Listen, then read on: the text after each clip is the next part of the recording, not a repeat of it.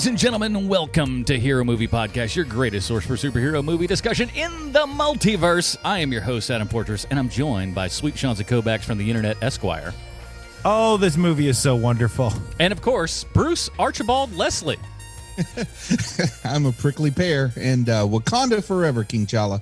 Indeed. Oh my gosh. First of all, before we get the show started, Chadwick Boseman's passing is just beyond sad, man. And gosh, from all accounts, the nicest guy in the world, and apparently he'd been suffering with, is it pancreatic cancer? Is that right? Colon cancer. Colon. They're all in the same area. I don't know anatomy very well. Colon cancer, for like stage 3, and then went up to stage 4. He'd been battling it for like 3 or 4 years now, and but man, he will definitely be missed. A giant hole in the Marvel Cinematic Universe and the world as a whole. So rest in peace, Chadwick Boseman. But we're going to try to get that's what's kind of nice about today's show is we're definitely going to be on the side of light. We want to bring you up and raise your spirits this week. So we are covering Bill and Ted Face the Music. And I got to say, I wasn't as on board with this as everyone else was, and we'll get into a little bit of the reason why and stuff, but I believe that we'll all be happier that we talked about Bill and Ted this week. But before we do that, we do want to say a big, giant thank you to everyone who helps support the show over at patreon.com/HMP. There you get the pre-show, post-show, and, of course, the Dinger Zone, and every month you get to vote on what we actually review on this here program. Now, normally, your vote would actually go this week as opposed to next week. But we're going to do next week because this new Bill and Ted flick came out. It's a new release. There are a lot of people that are watching it. It's even out in a couple of random theaters out in the middle of nowhere, I'm sure. So we decided let's take a look at the old Bill and Ted there. But we'll do your Patreon vote next week. And you can do that over at patreon.com/HMP. And it's a weighted vote this time. So things are about to get very interesting over in our voting department. So check that out, patreon.com/HMP. All right, so let's go ahead and get into it. Here's the trailer for Bill and Ted Face the Music. 25 years ago, you played a concert in front of the entire world. 1 month ago, you played in Barstow, California for 40 people, most of whom were there for $2 taco night. Bill and Ted. What have you got to say for yourselves? Be excellent to each other. And party on, dudes. You were supposed to unite the world and save reality as we know it. Bill, we've spent our whole life trying to write the song that will unite the world. Why can't we just go to the future when we have written it? Whoa! And take it from ourselves. But isn't that stealing? How is that stealing if we're stealing it from ourselves, dude?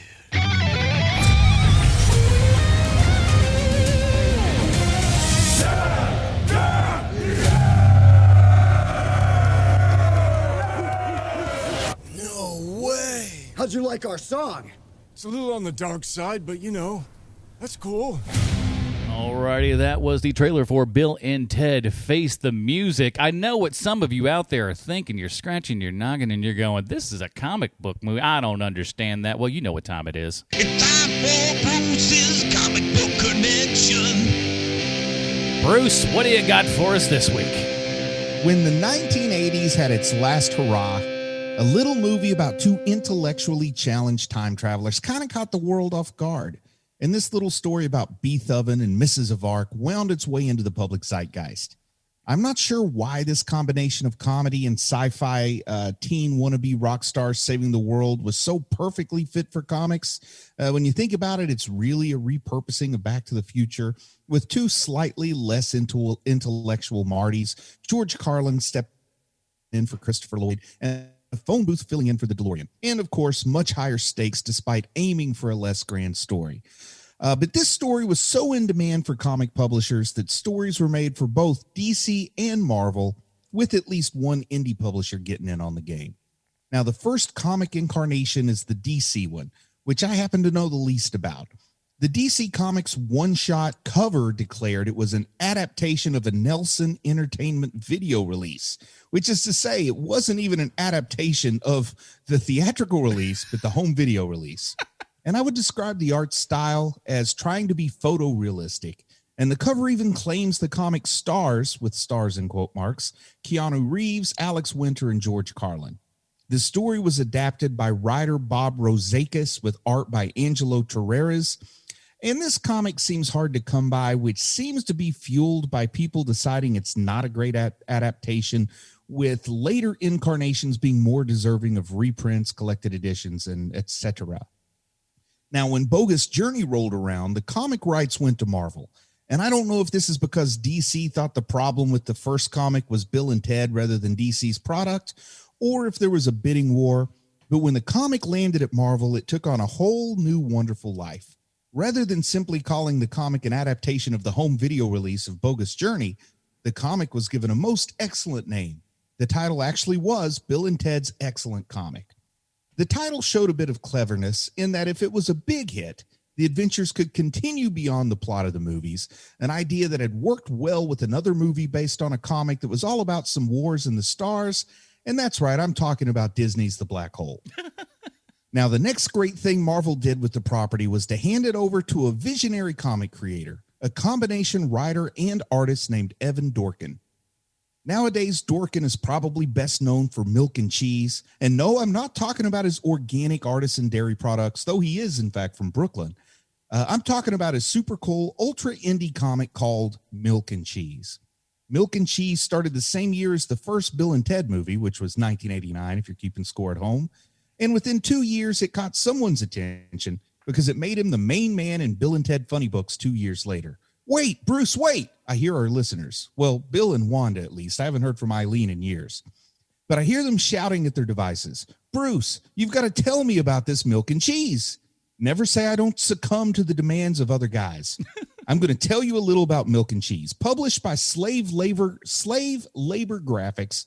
And it's got to be hard recruiting talent with that name. But Milk and Cheese follows an anthropomorphic, misanthropic carton of milk and a wedge of cheese, which are depicted as dairy products gone bad. And by gone bad, that means that they tend to drink too much gin and frequently become violent. It's like if there were two atoms and they were both squeezed out of the udder from a very much not contented cow. True. Now, according to Dorkin's own accounts, Cheese began as an in-joke involving two friends of Dorkin's who he sometimes called the Cheesy Garcia sisters. And one night at a restaurant, Dorkin scribbled a little milk character next to his cheese drawing with the pair hitchhiking and holding beers in their hands. Think Withnall and I for very lactose-tolerant people. What a reference, Bruce. I'm sorry, I have to stop you for a second, but like the amount of people that are going to understand that reference in this listening audience is astoundingly low, and I have to applaud you for making such an obscure reference. Good job. It's the only appropriate reference for Milk and Cheese is Withnell and I promise you. Now, usually when one sees anthropomorphic dairy product, one assumes this is just a quick money grab. I mean, it worked for the Ninja Turtles, so why not alcoholic cheese? And he did spend a little time drawing storyboards for the original TMNT cartoon. But this was not the case for Evan Dorkin. As hard as it may be to believe, Dorkin has turned down several offers to turn Milk and Cheese into an animated series or a movie. However, gin and milk don't buy itself, so Dorkin did license the characters out for a line of Zippo lighters, because everyone knows high-end cigarette lighters are where the real money is these days. But like I said, Milk and Cheese proved the kid had good mud. So when Bill and Ted's Bogus Journey needed a tie-in comic, Marvel came calling. Now, the next obvious question might be why Dorkin accepted the job. Well, to shed some light on that, I read an interview titled, quote, "Bill and Ted Paid My Rent," end quote. To be honest, I didn't really need to read the interview as the title pretty much answered my question, but read it I did. So I'll skip ahead a little bit and tell you that the interview ends with Dorkin getting on a plane at the Detroit airport. As he walks through the gate, he turned to the interviewer and shouted, "I hope this plane doesn't crash. I hope we don't all crash and die." And that's something the interviewer described as unpleasant to others boarding the same plane. And I think somewhat telling of the kind of guy Evan Dorkin probably is. Also, in the interview, he says, quote, "I'm working on a top secret project I can't tell anyone about. It's called The Murder Family, and it's a one-shot for Epic due out in September," end quote.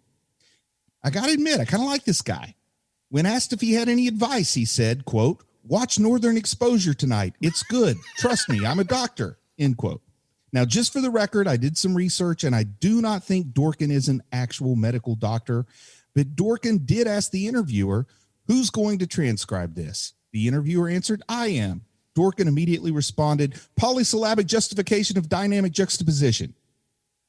When asked where he grew up, Dorkin said, I grew up in a Jewish neighborhood, which in retrospect seems like a good place on account of I'm Jewish. Later, I moved to Staten Island and people threw rocks at me. I didn't like it there. I currently still live at Staten Island because rent's cheap, end quote.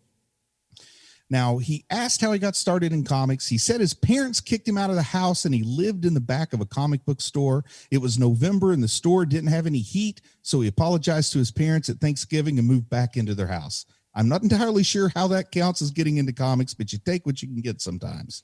Dorkin did spend some time at NYU's film school, and he described it thusly. All I did in school pretty much was try to figure out how I could get up the courage to ask out all the girls with Doc Marten boots on. Now, Sean, I don't know about you, but I can kind of relate to that one. Speaking more about film school, he said, I wasn't really friendly with a lot of people. There were a lot of people I liked. In fact, I wouldn't mind getting in touch with some of these people, but I have absolutely no idea how, except for Alex, of course. I know where Alex Winter is because, long pause here, and then he said, I have to draw him. He's a real snob, and I now have to draw him to make my rent. Yahoo! End quote there. So there you have it, folks. Evan Dorkin apparently went to film school with Alex Winter, proving that if you want to make waves in a creative field, you got to know somebody. You don't even have to like them. You just got to know them. Bill and Ted's excellent comic. Very good. I got a couple of things. Yeah. Couple of notes. One is that asking girls out was never my problem. And two, Milk and Cheese is one of those books that, you know, when you are a dude who wore Doc Martens in the 90s and you considered yourself a nerdy nerd and had a like a weekly comic book habit. Yeah. Milk and Cheese was a staple. You know, yes. I had a lot of Milk and Cheese during that time. And I also have met Evan Dorkin, and he has not changed very much from that interview. He had a very hard time with me talking to him, saying how much I liked his work. He did not take it well. Hey, one of my favorite bits is, that I heard somebody else say, not an original, but one of my favorite bits is you walk into a comic book store and say, do you have Milk and Cheese? And the guy says, no, this is a comic store, not a grocery store. Thus was the 90s, everybody. It's what happened. You just kind of have to go with it. So Bill and Ted, man, my guess is, giving you guys are a little bit older than I am, but yet a lot of people my age were big, giant Bill and Ted fans. But my guess is you guys are probably even bigger Bill and Ted fans from back in the day, yes? Yeah, I think that Sean and I are like the sweet spot demographic on this one. Mm-hmm. 15 years old when it came out. I would guess that, we're kind of Bill and Ted's age. Like I'm a bit younger than the characters, and definitely younger than the actors, but the characters of Bill and Ted are roughly my age. And so when the first one came out, I was in high school. When the second one came out, I was also in high school, but I was getting ready to graduate. And I'm sure I have told this story before, because I have like 7 stories, but I'm going to say it again anyway, which is, do you guys remember when they tried to make a Bill and Ted TV show? Oh, I remember. 8 episodes. Only 7 of them made it to air. And I ate the breakfast cereal. Yeah. Bill and Ted's Excellent Adventures was the name of the show. And it wasn't a cartoon. It was a live action show. And I was dating a girl at the time that when they had a commercial for that show, she turned to me and she said, well, that show's never going to make it. And what she said next shocked me to my core. I couldn't believe it at the time, which is I asked her, well, what makes you think that the show isn't going to work? I mean, it might. And she said, well, the guy who's playing Ted in the TV show is not Ted from the movie. She said Ted from the movie is basically the hottest guy in Hollywood. He is so hot. And I was shocked to my core when she said that to me. I couldn't believe it. That the dumb guy, that dumb guy is like is the hottest guy, and she's like, it's not even close. He is so amazingly gorgeous, and the guy on the TV show is not so much. So no one is going to watch the show. Well, my friend Emilio Estevez takes exception with that, but I'll allow it. Friend, imaginary friend. Christopher Kennedy is the actor that played that. Apparently so ugly, he doesn't even have a picture on IMDb, so. If he was smart, he'd put up a picture of he is out Keanu. of business.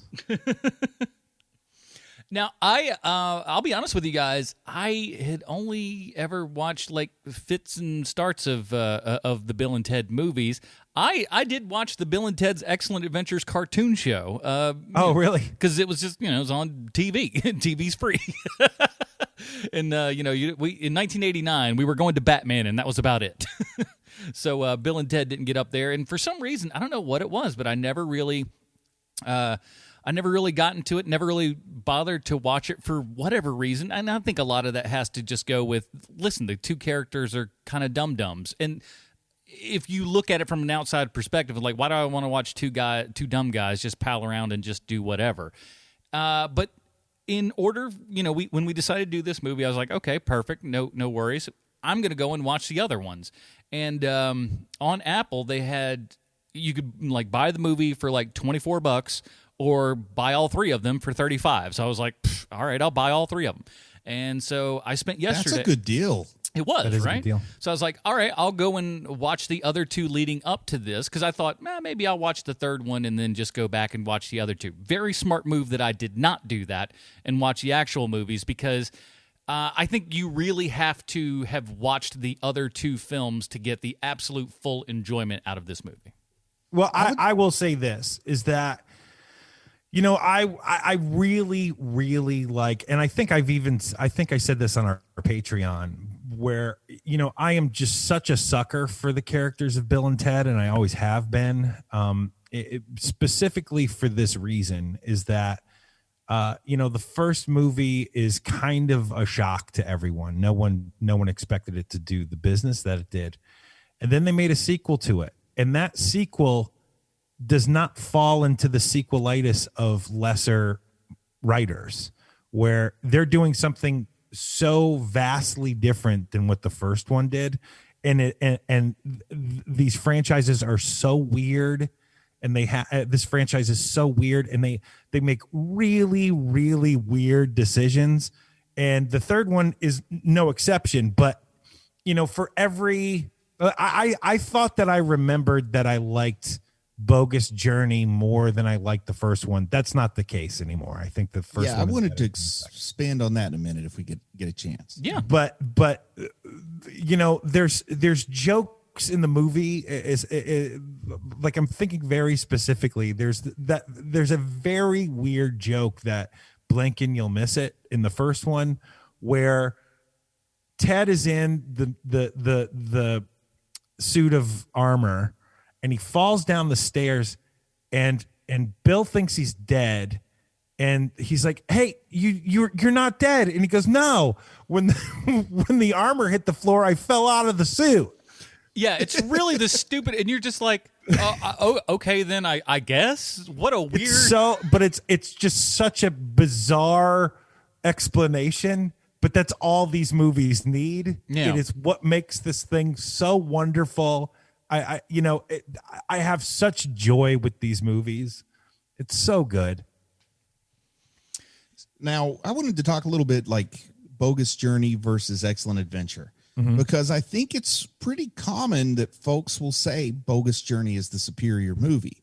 But then when you go back and rewatch it, really what they're remembering is the stuff with William Sadler's death, Yes. which is amazing. Yeah. It's unparalleled by any of the supporting characters in the first movie. But when you go back and rewatch it, particularly if you haven't watched it a lot or you haven't watched it recently, you realize, oh wait, this stuff that I think is so awesome, like William Sadler playing Twister for The Fate of Two Teenagers' Souls, the whole take on the Seventh Seal thing that they did. Yeah. That's a small part of the movie. It is. But it's the best part of the movie. I think the two things that everybody looks back fondly on is that in the second one, Bill and Ted are dead within 20 minutes of the movie, and you're just like, what? And it's crazy. And you know, that really great joke of them falling and they're screaming and they run out of breath. And they have to start screaming again as they're falling. Yeah. That's really weird, funny. Like that is a fastball for me, baby. Like I love those jokes. And kind of interesting because the two characters of Bill and Ted really just started as something that was envisioned as being a sketch inside of something larger. Right. And then they just kind of caught fire and became their own thing. But yeah, with the first two movies, Bogus Journey, oftentimes people say it's one of those situations where the sequel is superior, but I think it's just because William Sadler's death is so great, and he's great in this movie too. Yes. And there's none of him in the first one. But when it came to the movies, the box office for 1 and 2 were identical, basically. I mean, you know, a little bit of difference one way or the other, but basically an identical box office. The problem is the budget was like tripled for the sequel or something. Well, So it's that's not, why I mean, a it's third one not didn't that get made much right away. more. You know, Bill and Ted's cost, ultimately, the first one cost 18 and the sequel cost 20. Oh, I thought it was more of an inflation than that. Nah, it's not that much more. I think that they made it on the cheap in the first place, because the thing about the first one is that it kept getting knocked around from studio to studio, because it would be picked up by a studio and then that studio would close. And so it just kept hopping from place to place without any special effects in it. And so it was a really smaller movie, and then they came back in and finished it out. And so ultimately it ended up costing $18 million.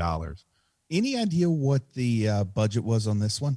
25. I love it, man. It's like almost the same budget too. I just don't understand how you can make this movie for $25 million. I do not understand. Well, one of the biggest expenses for this might be, I mean, first off, we've seen ridiculously low budget sci-fi movies made in other countries, but I think the biggest part of the budget you would think might be paying the talent, the actors, the on-screen talent. And this might be the kind of labor of love that people do for less than market value. Oh, I don't think that. I think that both Alex Winter and Keanu Reeves are doing this for almost nothing. Yeah. I think that they're getting back end on it, because there's no way they're not, for the amount. I mean, for the amount of money that this thing is reporting that it costs, and you cannot do this movie without those two. Yeah, try to get Keanu Reeves on your set for under $5 million. You're probably not going to do it most places. Yeah, Keanu has also kind of made it clear that money's not the reason he makes movies anymore too. So he wanted to do it for reasons. Personal relationships are very important to the guy. Maybe he wanted to do it for Alex. Maybe he wanted to do it for Matheson and Solomon. Maybe he just wanted to do it for himself. But yeah, he's already kind of made it clear that. Look, Bruce, if you want to start the love fest for Keanu Reeves, I'm all ready to go. Yeah. I mean, he is the guy that answered an interview by saying, I've already made enough money to live 100 lifetimes. Every single time now. Like, I'm sorry, Keanu. I'm sorry for every bad thing I said about you in the 90s, because you have turned into one hell of a human being. Just a terrific man. Yeah, he's kind of like, he's almost gone beyond that now. He's almost like a mythical creature, Keanu Reeves. It's really strange, because like in the world of memes and everything, he's kind of like in an odd way been deified. And at the time, we didn't realize that we were getting kind of a sneak peek in what long-term Keanu was going to be, but like, be excellent to each other probably is his personal mantra. It definitely held up during the making of this movie. I mean, just the stories of how positively he interacted with people in Louisiana where they filmed this. Right. Even the idea that he went to bat for Samara Weaving to get the role that she got, because he felt like a kinship with Hugo, her uncle, I guess it is, from the Matrix movies, even though Hugo's like the anti-Keanu. He just, values those personal relationships. His band, Dogstar, I was reading about that. He had that band for a while, Dogstar. Yeah. And when they performed, they didn't have opening acts. They had closing acts. And Keanu basically said, I understand people are buying the tickets because they recognize my name and they want to see me, but these are more talented musicians, so they should have like the last spot. I mean, just like crazy stuff. See, and that last spot was Weezer. Yeah. It's a double-edged sword though, because that can be definitely a good thing, but at the same time too, it's like, well, we've seen him. Peace out. Have you ever done that? Peace out on Weezer, you deserve what you get. But in if life. Weezer's not, Absolutely. but if Weezer's not Weezer at that point, Hey, why these homies be dissing my girl? Yeah, I think that the second you hear like that opening lick to like "My name is Jonas," like you're in. Yeah. That's another thing too, is that you know there's some like if because look, I can talk the past of Bill and Ted's all day, but the thing that is so impressive about the third one, the one that we're supposed to be reviewing, but I can't get us there. That's okay. Is that because of me personally, I'm the one who's responsible for that. Yes. Is I'm that making note? It is this third movie, as I said to Adam before you hopped on, Bruce, this movie is such a soothing balm to, you know, especially what's been happening the last few days, you know?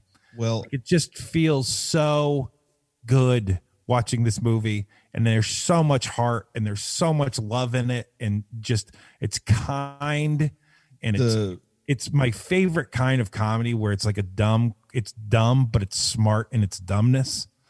And the very first sentence I wrote on my notes, because I took notes on this, the very first sentence is, I really needed this movie right now. Yeah. And I stand by that. I really needed this movie right now. And it was exactly what I needed right now. And I loved this experience from beginning to end. I also think that there's a huge part of nostalgia, because not to talk too much about the sequels, but we've already covered it. Not only were we at the right age, but also, you know, you might have watched the movie a bunch, Sean. I tried to live the movie for a little while. I really did. and I was also in a time and a place where it was very easy to not be happy at all. But this movie made me happy. Yes. So, and I don't know if we want to skip ahead a little bit to what we thought of it, but I'll go ahead and say I watched the movie twice and I shed tears both times. And maybe I'm going to crack up a little bit even talking about it now, but I really needed this movie and it was wonderful. Well, you know, like the weird, if I can get into one thing about this movie that really surprised me, is that it is a surface level dumb movie, but it's actually asking a very, very big question, which is that if you have an impossible dream, do you continue going? Do you want, like, does it make sense to continue? And that is far deeper than a lot of things that we've seen. Yeah. Like, I mean, I know that it's wrapped up in a lot of dumb stuff, but good God Almighty, that is a really, really deep question. Yeah, watching this was a lot of like navel gazing for me. Exactly what you're talking about. And you know, they come to a conclusion that yes, it's worth it, and you need to continue you need to continue dreaming, and it is so wonderful and so heartfelt, and it's not like there's no ironic detachment to this movie, which for some reason I remembered it differently with the older movies, that there was a bit of ironic detachment, especially with the second one. There definitely was, but this one has none of that. There's, you know, like it wears its heart on its sleeve. It's so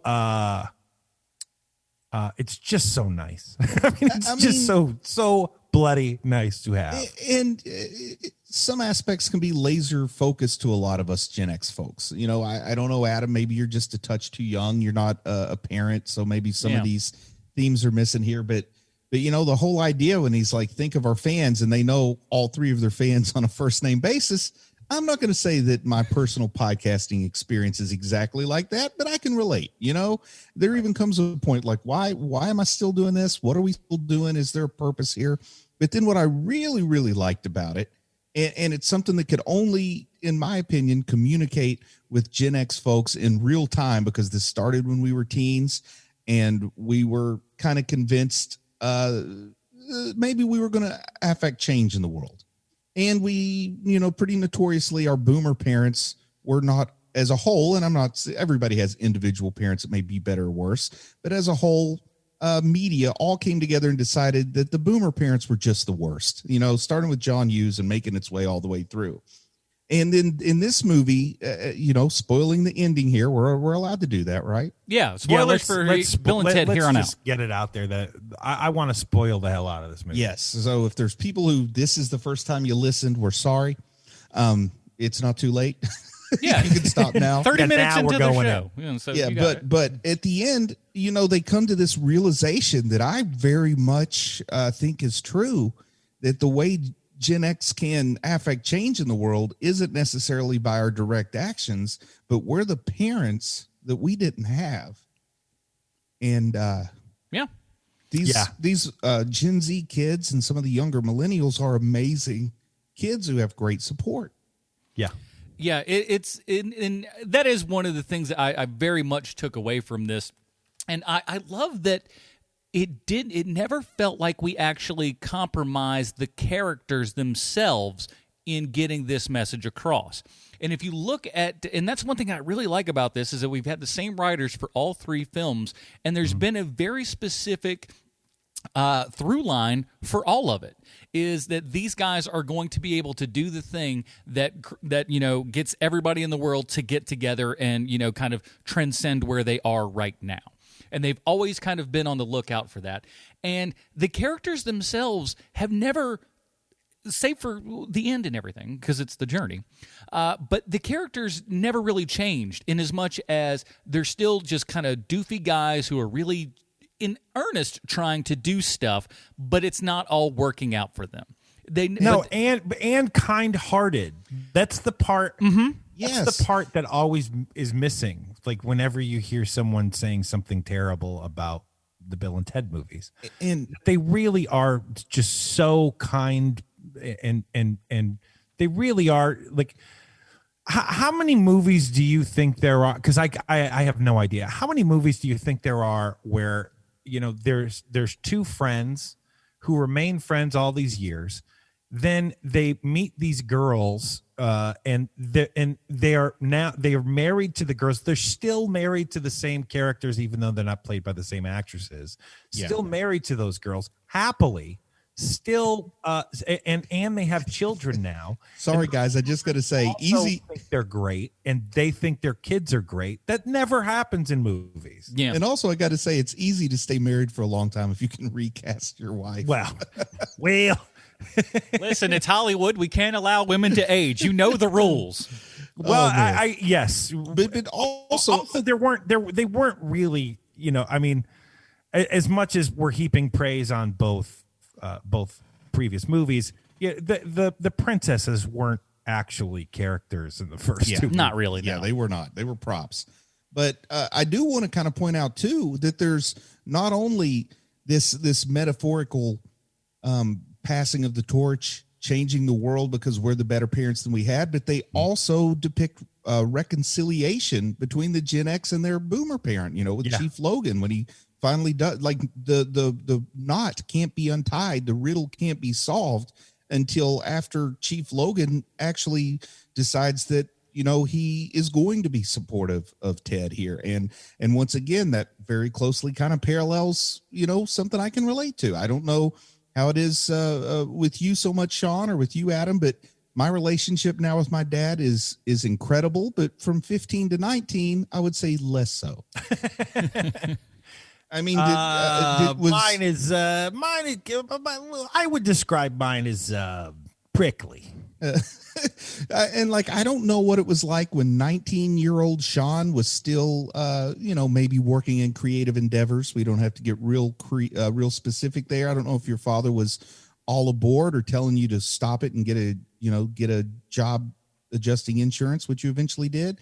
But, you know, for me, whenever I would mention, like, you know what, maybe I'd like to work in communications or radio or something creative, there was a definite hard stop there. Like, nope, when you were 6 years old, you said you wanted to go to medical school. You better do that.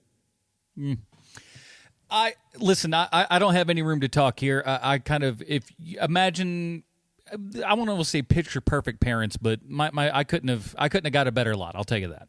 So Yeah, yeah. I can't. Thankfully, I'm not going to sit here and be like, I wish I had shitty parents. That's not true.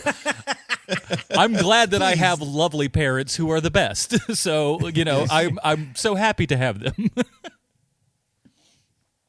But there is, I love the and the juxtaposition, right? Because so we have it, and they wrote out. All right, I got to gather my thoughts. I love the fact that we've got two girls as their daughters, and I love how they wrote themselves out of them saying that they're boys from the second movie. I thought that was really great, and it felt like something a stupid Bill and Ted would do. Yeah. It's like, well, yeah, that makes sense. Feels like they would do something that silly. But their children are incredibly smart. They're still kind of surfer dudes like these guys have that kind of attitude, but they're incredibly intelligent. And I also, love that. Sean, isn't it true that as your daughters get older, they think their dads are just the coolest people ever? Oh, wait, never mind. my daughters, honest to God, think I'm the coolest. Yeah, my daughter hasn't quite gotten there yet. Tell her to listen to these podcasts. Both my girls. Yeah. But I thought that was such a great thing, and I love when we go out, we're recruiting band members for it. Like when the second they got Jimmy, I was like, oh, this is what they're doing. Oh, that's super fun. And so instead of going and collecting historical figures, we're going into historical musicians and everything. I thought that was a lot of fun. And I do want to bring up the fact that Bridget Lundy Payne, who is Ted's daughter, yes, Wilhelmina, yes, Willa, she is amazing as Ted's daughter. She's very. It feels like she's not watching Keanu; she's watching Keanu as Ted. Oh, she's so, but she's also like very Ted of the 21st century. She's got like all of his mannerisms and everything, kind of even like kind of the way he walks a bit, but also super smart. Yes, and she is just terrific. I'm not so sure about Hugo Weaving's niece. Yes, Samara. I actually had a few things to say on that one because they have good chemistry for sure. They definitely have good chemistry. But when Bridget Lundy Payne is doing the job that she's doing, it kind of shines a flashlight on Hugo Weaving's niece.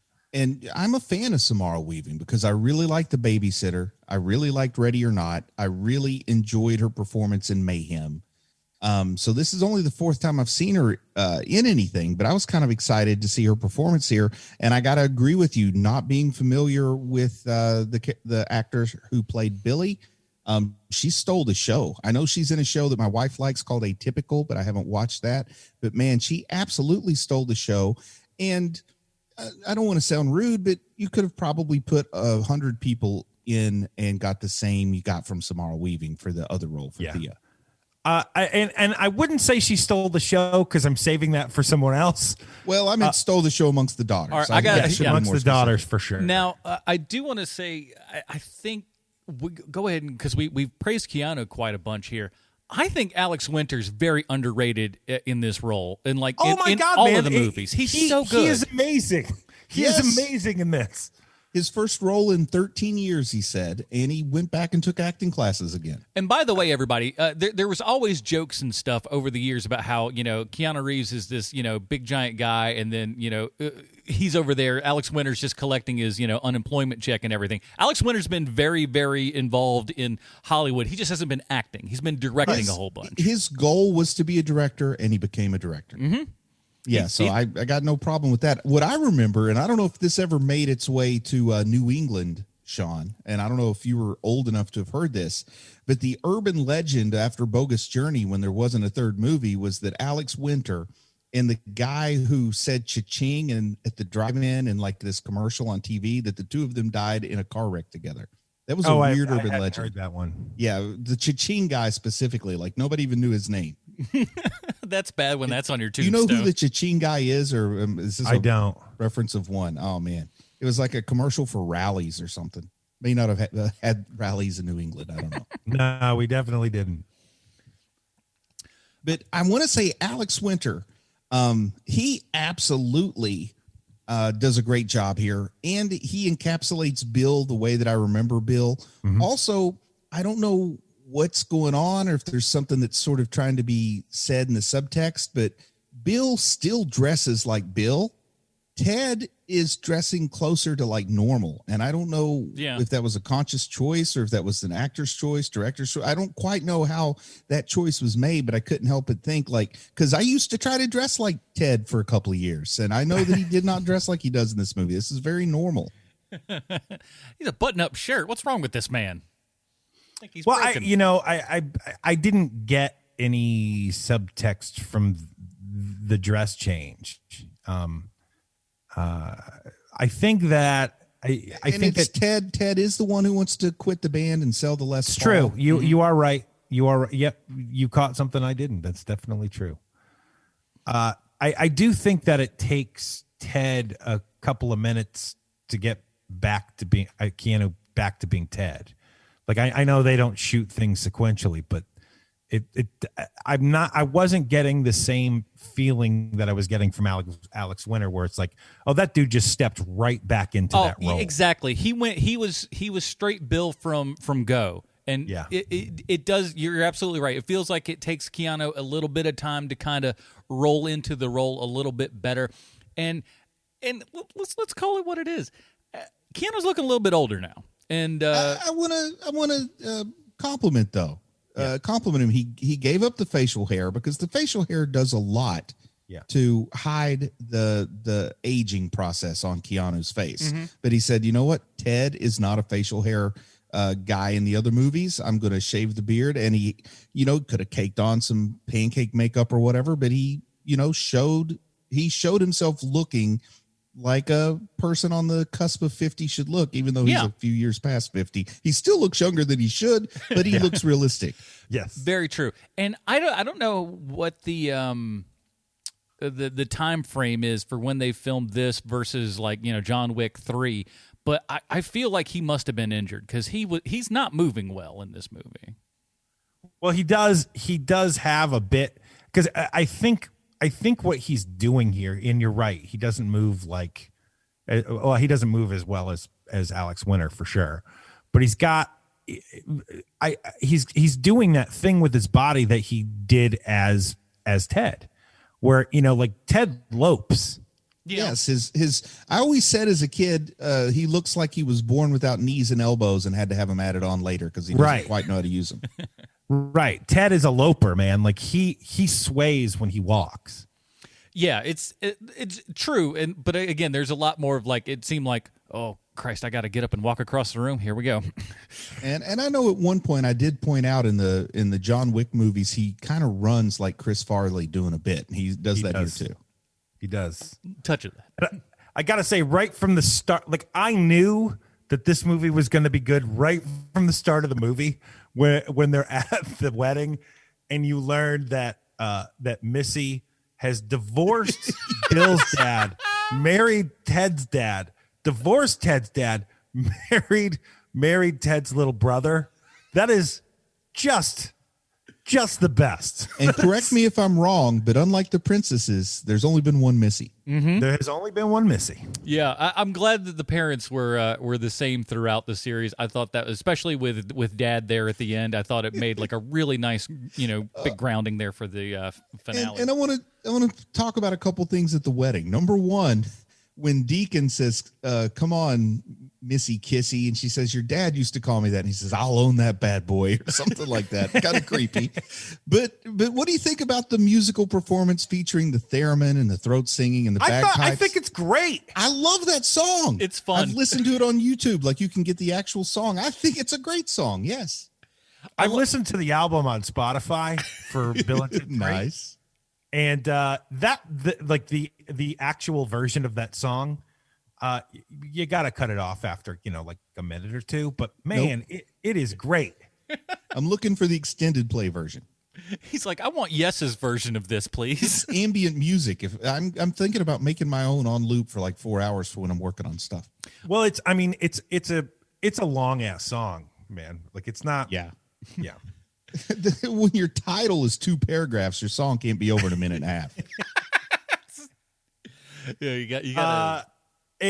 So the I looked this up because clearly these 2 actresses are not the same princesses and never have been from movie to movie. But I wanted to learn what happened to the actresses who played the princesses in Bogus Journey. Mm-hmm. And one of them ended up being on one of the seasons of American Horror Story. I don't know which season. I don't watch that show. And the second one ended up on the stunt team for the movie The Phantom. What? Yeah. Yeah. I looked it up. That's pretty awesome. Isn't that cool? Crazy. Let's talk about probably one of the many scene stealers in this entire movie is we got a robot named Dennis Caleb McCoy. Dennis Caleb McCoy is the funniest thing I have seen in a movie in years. It's so good. Dennis Caleb McCoy. Now, what's Oh your my go-to? God. What's your go-to on that actor? Because I think we probably know him from very different things. Well, I know him from Barry. Yeah, I figure he's NoHo. Is it NoHo Hank? NoHo Frank? NoHo something? NoHo Hank. Yeah. Well, I know him as Victor Zaz. Yeah, that's about to say that's the only thing I recognized. Yeah, I know him as Victor Zaz, where he doesn't really get to do much comedy. So this was very fun. I imagine he gets to be a little more comedic on Barry, but it's very fun seeing him in this role. I didn't know who it was when you first see him, and like I just thought of it, like I thought that this character was going to be an afterthought when you first see him, kind of like the villain is in the second movie. But then when he mistakenly shoots the dad, and he has that this is not good. Plus, like the way, near the end of the movie that he says his whole name every time he introduced, like somebody either made a promise or lost a bet to put someone to like, okay, I'll put a character named after you in this movie. And like, they even have the great joke. They even have the great joke where Kelly says, "Mom, you named the robot after my ex-boyfriend." Oh, the second time I watched this movie, I watched it with my youngest, getting ready to turn 10 here in just a few days. But as soon as Kristen Shaw comes out of the thing, he says, why does she sound like Mabel? So I have to like explain that Mabel does have an actor who does the voice, and this is her. And he's like, oh, well, I don't like her. She looks funny. I want her to look like Mabel. I love Kristen Shaw in just about everything she's in. She's just one of those just strange, bizarre people that I love to death. One of the very funny things to me is that, and it's kind of subtle, which this movie doesn't do a ton of subtle with, but one of the things that's kind of subtle is that of the 2 characters of Bill and Ted, who are basically the same character, I mean, they are, but that's kind of the joy of it. But one of the things is that of the 2 characters, Bill is usually the character who's kinder to everyone. Like he goes out of his way to be kinder to people than Ted does, except when it comes to like he's sort of judgmental about death, and he's definitely judgmental. He's definitely judgmental towards Dennis Caleb McCoy, where he even says he's like this surprisingly. Oh my God! He goes, and this surprisingly. Oh man, I can't think of the sentence he has. But he basically calls him weak-minded, and this surprisingly weak-minded robot. Yes. And I do like it when they call out. It's like, and there's a robot that's in hell somehow, even though he's a robot. Yeah, I know, it's so just good. Throwing it and away. One of the things that I really love about this entire franchise is that the 2 guys who write these movies they're in every single one of them, and they're always called like they play a different duo in each movie, but it's always like in this one they're demons, and one is ugly and the other one is stupid. Yes. Oh, that's just so good. Kid Cudi. Tell me, I would imagine of the 3 of us, maybe you'd be the most familiar with Kid Cudi, Adam.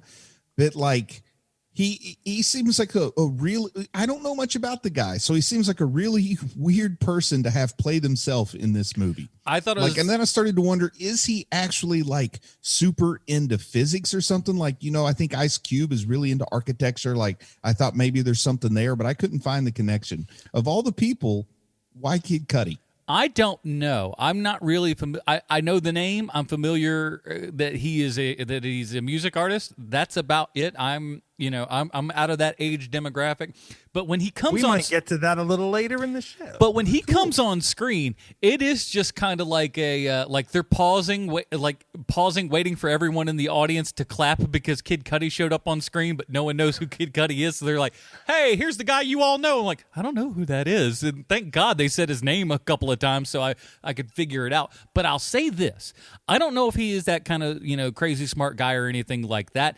But he fooled me. He pulled it off. And for most musicians going into acting, it's usually pretty rough. That kid delivered his lines fantastically well. I have zero problems with that performance. Good job on you, Kid Cudi. And also, I don't know if you look in the credits, he is credited, not only Kid Cudi as himself, but he's credited as Station, which if you remember Bogus Journey, you should remember. You saw it recently. Like Station is somewhat of a almost mythological level character for this future group of people. He is the universe's greatest engineer. Yes, pretty cool. And he's also had a band called Wizard, which I like the name of. I've never heard the band. I love the Dave Grohl cameo and the fact that they're always sending them that these guys they're always taking the shortcut. Throughout all three movies, it's called we'll use time travel to take a shortcut and be able to finish our goals. That's always been their thing. I also like it that for whatever reason Dave Grohl lives in San Dimas, because when the police come, it's the San Dimas police. I sure wish I lived in San Dimas. That town is great. Is it a real town or is it? I don't think so. It might be. Okay. Oh no, know. it's a real town. It's a real. Is it really? Yeah, it's a real place in California. Oh wow! From what I read, and apparently they had like some big celebration, and the town wove in "Be excellent to each other," something along those lines into their great. campaign. That should be the Dimas town High School motto. football rules. Yeah. Yes. Oh, finally got that man. reference, by the way. It only took 20 years before I go, oh, all right, because I figured it was probably from. I didn't have a clue when I saw Billy Madison what all that was. I imagine Dave Grohl is the Gen X equivalent of Kid Cudi. Gen Xers definitely know Yes, who Dave Grohl is. that's what it was. I laughed so hard when you learn that the future Bill and Ted have been hiding out at Dave Grohl's house, and Dave Grohl shows up to the house. Yeah. God, it's funny. And I also like it that even though it's like the year 2025, their idea of trying to fake being a successful rock star is like English mid-'80s hair band.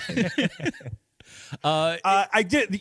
This brings us to I only have one problem with this movie. And it's the fact that, that you're looking at Bill and Ted's life as when the movie starts, and they're making it look like they're not losers, but they're not to their full potential. And so people are constantly looking down on Bill and Ted. Mm-hmm. Yet Bill and Ted own really nice houses. Yeah, that's a little bit of a throwback to like the John Hughes thing where these poor, the poor kid from the wrong side of the track still has a way better house than I ever did. Yeah, you're looking at it like that. That's a better house than I grew up in. I don't know what they're complaining about. Wrong side of the tracks. But I mean, that's not the only thing. Like they've done a really good job with their kids. And they had a hit. I mean, they might have been one-hit wonders, but still, they had a hit. Well, in all of so all of the newspapers and everything that you see in Bogus Journey and stuff, all that stuff happened. It's not like, yes. They didn't have some level of fame at some point. They've got Lou Bega fame. Yeah. Famously asked in an interview, it's just like, okay, Mambo number 5, this is fantastic. What's next on the table for you? He's just like, next. I'm riding this one all the way to the bank. And it's like, well, there you go. Good job, Lou Bega. He's done great. I think the last thing on the list of stuff that I absolutely had to shoehorn in is the fact that I love it that the person that I only know is the mean lady from Bosom Buddies is the ultimate leader or whatever in this movie. Amazingly, that woman in the 70s during Bosom Buddies, that lady looks exactly the same age as she does right now. Skincare routine. I guess so, man, because she looks great in this movie. Oh, I'd be remiss if we didn't talk for half a second about the prison scene. I love those rubber suits. I want one of those. The rubber suits are so great and so good. And honestly, I feel like this was the part Keanu was given the most. He was really just kind of leaning into that. I think he loved that so much. I don't know. It's Alex Winter, too, because he's even buffer. But it's so good. I like it. I like it that they've got to cover Bill and Ted with prison tattoos, but they got to come up with kind prison tattoos. So like on his forehead, he just has SD standing for San Dimas. They've got wild, because they're not going to Nazi him up or anything. It's like excellent. It just says excellent across his chest. But one thing this movie really proved, if there's nothing else this movie accomplished, whenever we see the alternate, the other us's, it always proves that Keanu looks way better with facial hair, no matter what you do to the rest of him. Like every version of him with facial hair, even when he's got the dad bod rubber suit on and in Dave Grohl's house, still the facial hair, even the small soul patch is a step up for Bill. Yeah, it's totally agree. It works much better for you. It's like, I don't know. We got to talk about William Sadler. Oh, I can't believe we haven't. I was saving that for when we do Bogus Journey next week. I can't tell if he's reading all of his lines off a script. I don't think he is, because there's a couple of turns of phrase that is said in the movie where it just doesn't feel like the writers. It feels like it's actually coming from William Sadler. I might be 100% wrong on that, but good God almighty, he is great in this. Yeah, my wife asked me. My wife. She asked me, "Is that a German accent?" And I said, "No, it's Swedish." And she said, well, "It doesn't sound Swedish." And I said, "It doesn't matter what it sounds like. It's supposed to be Swedish." And then next thing you know, I'm talking to my wife about Ingmar Bergman, and she is absolutely telling me that she is this close to not watching the rest of this movie if I don't shut up. But Bill and Ted is the kind of property that can be about the very small place where Venn diagram of surfer attitude meets hair metal from the 80s. Like, I don't know that those kind of people actually existed, but they took like the two dumbest things in the creators' minds and combined them. And then where does that overlap with Ingmar Bergman? Well, William Sadler's where big Bergman fans. By the way, Bruce, if you want to, you and the wife to watch that's on the Criterion Channel right now. So I tried to get Silas to watch it. I was trying to sell it to him. It's a story about a medieval knight who has to battle the Grim Reaper. And he's like, "Oh, well, that sounds like it might be okay. Metal. Let's do it." And I said, "Guess how they fight?" And he said, "I don't know how. Like swords, something." I said, "No, chess." And he's like, "I'm out. I'm gonna go play Fortnite." There's no Bobby Fischer in it. I quit. All right, well, let's get down to it, boys and girls. This movie, like every movie we review on this show, can be related back one-to-one with Sylvester Stallone. And for that, we go to Sweet Shanzi from the internet. Why, thank you, Adam. I have a prepared statement. Mm-hmm. Ashley Waldron is one of 25 producers on Bill and Ted Face the Music. Why are there 25 credited producers? Because this movie is produced by Orion Pictures, which is owned by United Artists, which is owned by MGM and Annapurna. That's why Ashley Waldron is a music and that's why. Period. Ashley Waldron is a music and film production strategy and crisis management consultant, which, if I'm reading it correctly, means Ashley is the lady who put together the musicians to make the music for this movie. I could be wrong, but since her full title is executive in charge of music for Bill and Ted 3, I'm guessing I'm not. Who thought of putting Kid Cudi and Weezer in the same movie? Ashley Waldron did. Good job by you, Ashley Waldron. Ashley's credited with over 147 different projects, including 3,000 Miles to Graceland, 16 Blocks, and something called Shark Man. I hope you're ready to make a side road because I needed to know more about this 2005 TV movie called Shark Man. It's described as a scientist tries to save his son from cancer, but his experiments turn him into a shark man instead. Like you do.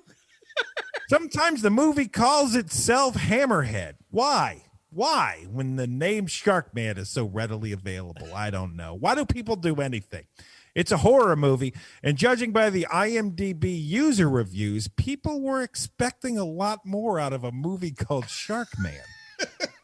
My favorite review starts with the sentence, and I'm quoting here, "Note to all mad scientists everywhere. If you're going to turn your son into a genetically mutated monster, you need to give him a scarier name than Paul." Beautiful. The movie stars William Forsythe. Ashley Waldron has spent some time working within the dumpster fire of terrible small budget movies. And when that dumpster also happens to be occupied by Sylvester Stallone, some of those movies are going to be bad too. She's worked with the man on 4 separate occasions, but the movie I'll point out for today's Stallone connection is Escape Plan 3, The Extractors. It also stars Dave Bautista and 50 Cent. The movie was shot in 20 days in the same prison as Shawshank Redemption, and no one who worked on it wants to talk about it, probably because they forgot they were even in it. And there you have it, Kovaxers. This week's Stallone connection is Ashley Waldron. Adam and Bruce, we've gone 321 episodes with this bit and still no word from Sylvester Stallone. Keep the lanterns lit, everybody. Well, here at Hero Movie Podcast, we have our own patented Robin rating system. If you'd like to check that out, head on over to our subreddit, r/Hero Movie Podcast, and join up today, man. We appreciate that. Bruce, where does Bill and Ted Face the Music fall on the Robin rating system for you? It's kind of magical because I really enjoy the movie. I enjoy it so much. I'm listening to the music as the credits go on. I'm watching just like all the what I'll call random folks dancing and singing and playing music. Oh, by the way, I want to stop you real quick. Those are people, regular, normal people that they put out a big giant call for people to be a part of this movie. So the people that you're seeing are people that specifically sent in clips of them jamming out and everything to be in the movie. So those are all real people. And if you watch closely, you will see that they're all regular people, except one of them is weird. Weird Al, for like a second, just flash up on the screen. Weird Al sent in an accordion scene for them to use just through the fan submission channels because he loved the movie. So just when I think this movie has everything I could possibly want, I realize, I also wanted Weird Al and got it. Totally self-serving here with my rating. Zero objectivity on this one. I mean, I'm a fanboy. I'm throwing it out there, but this gets a Dick Grayson from me. There's nothing I can do other than Dick Grayson for this movie. I loved it. Every bit of it, watched it twice. Hopefully I'll watch it a third time before my 24-hour rental is up. Almost $1 an hour. You got to get your money's worth. Oh, yeah. Get it rolling. Sean, what do you got? This might be one of those moments yet again where like perfect timing for perfect movie. I was already in the bag for Bill and Ted. In my opinion, this is the best made of the 3 movies. Mm-hmm. This is one of those like rare gems where you just like it's so well made. And it's again, like everything is awful right now. Everything is awful. And I could not tell you the last time I saw a comedy and was like, well, that is the best. Probably Booksmart is one of those movies. That's a good one. But this is the funniest movie I have seen in a very long time. And the character of Dennis Caleb McCoy is just the funniest character I have seen in a movie in years and years. And I cannot give this a high enough Dick Grayson. This is the best movie I've seen this year, in my opinion. I love this movie so much. Dick Grayson. I want to see Dennis Caleb McCoy at next year's Dragon Con. We're right around Labor Day right now, so like everybody's like, oh man, I can't believe we can't go this year. Hopefully that just gives people another year to make a Dennis Caleb McCoy costume, and please Just wear it. continuing my streak of not going to Dragon Con. Remember, one does not simply get to rock because one wants to. You have to earn the opportunity to rock. Oh, so good. Yeah, for me, like I said, I had only seen like fits and spurts of the Bill and Ted movies previous to this. I'd seen an okay amount of the cartoon, but really don't remember it. They did the voices for the cartoon, so that's kind of cool. Even George Carlin did I his didn't know that. voice for the cartoon. So that's where I remember most of it from. So, but I've watched all three of these movies yesterday, practically back to back to back. I snuck in Happy Death Day in between 2 and 3, but I had a great time. I really loved it. I thought it was so good. I think Sean is absolutely on point saying that this is the best made of all of these movies. And they're all 90 minutes long, right? You can watch these in fairly quick succession and not be like, oh, God, everything. And they are very much sequel movies in that they kind of, even though there's a 5-year gap between the last one and this one, 29. Oh gosh, I'm terrible with math, but I'm also trying to pretend that we aren't at 2020, I guess. But it's so good. It just continues that great story along. And if you've seen the other two movies and you've enjoyed them, you'll absolutely enjoy this one as well. I cannot believe how much I was just laughing throughout this entire thing. So I just. Big giant fan here. I've now become a Bill and Ted fan. Everybody, the last movie it took, but we're there. Dick Grayson for me as well. So across the board, boys. The robot's name is Dennis. Like you couldn't come up with a more pedestrian name than Dennis. I can't wait until we get to meet the real Dennis Caleb McCoy, who's somehow got his name like demanded or won the right to have his name used. And this is how they did it. It's going to be a great story someday. But I love how he kind of shames her. He just goes, I have a name. It's Dennis. Dennis McCoy. Really, Mom? Dennis Caleb McCoy. And you're like, why? So good. And he's so proud of himself. He just wants to be known and loved. But yet is an internal screw up as well. It's so good. His dancing's great. So that is available on VOD right now. Check that out, everybody. So that'll do it. Next week, we're getting to that Patreon thing. Again, thank you to everyone who supports the show over at patreon.com/HMP. Believe you me, all of your donations are really well taken care of. I had a lot of dental surgery this week, so... Oh, you sound great. And I feel great too, dude. It's the best, honest to God, probably the best dental experience I've ever had. No pain, no nothing. I feel fantastic. Wow. I got a root canal and all kinds of crazy crap happening to me. And I had to pay all of it out of cash because I have no insurance because of COVID sucks. So patreon.com/HMP. Thank you, and I love you. But so check it out, everybody. Check it out at patreon.com/HMP and all that kind of good stuff. And vote for what we're going to watch because it's weighted this time. Ooh, it's new Patreon level. You donate enough, one of Adam's teeth gets named after you. Oh, yeah. I like that. I might pay for one of them just so that I can call his front chomper Dennis Caleb McCoy. Yes. By the way, the going rate is about $2,000. That is it, everybody. Join us next week when we're talking our Patreon review. For Sweet Sean's Kovacs from the Internet, Bruce Leslie, I'm Adam Portress. Be excellent to each other, everybody. Bye, Marty and Evie.